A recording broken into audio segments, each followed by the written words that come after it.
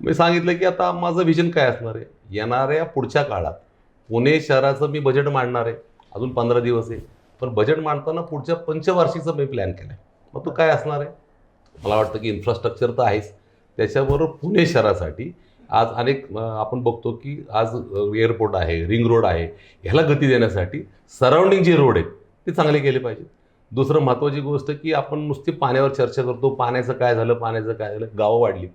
23 गावं आणि प्लस 10, 33 गावं आल्यानंतर 2 गावं आता वगळली.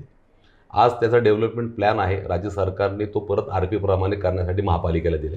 मी म्हणतो त्या 23 गावात सुद्धा डेव्हलपमेंट करायचं. एक एक गाव जर दत्तक घेतलं तर पुणे महापालिका मला वाटतं त्या गावाचा विकास करू शकतो आणि त्या गावाच्या माध्यमातून करोड रुपये रेव्हेन्यू आपल्याला मिळू शकतो. अशा प्रकारे काम करत असताना आम्ही ठरवलं की PPP मॉडेलचे प्रकल्प शहरात राबवले पाहिजे.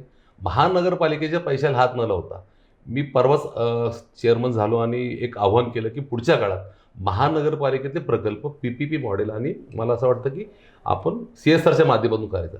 आजच सकाळी मला बजाज कंपनीचे लोक आले. त्यांनी सांगितलं की आम्ही 10 शाळा ह्या PPP मॉडेल करायला तयार. माननीय मुख्यमंत्र्यांनी 75 शाळा ह्या रोल मॉडेल करायला सांगितलं. मी ठरवले की चेअरमन झाल्यावर पुण्यातल्या महानगरपालिकेच्या 75 शाळा ह्या रोल मॉडेल म्हणून करायचं. रोल मॉडेल म्हणजेच काय?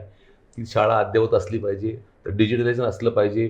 पूर्ण त्या शाळेमध्ये मला वाटतं इन्फ्रास्ट्रक्चर चांगलं असलं पाहिजे, टॉयलेट असलं पाहिजे, स्वच्छता असली पाहिजे. ह्या पूर्ण करायच्या. म्हणजे पुण्यामध्ये आल्यानंतर माणसाला वाटलं की महानगरपालिका शाळा कशी तर रोल मॉडेल. तर अशा प्रकल्प घेऊन मला वाटतं पुढच्या काळामध्ये ह्या शहराचा चेहरामोहरा बदलायचा आहे.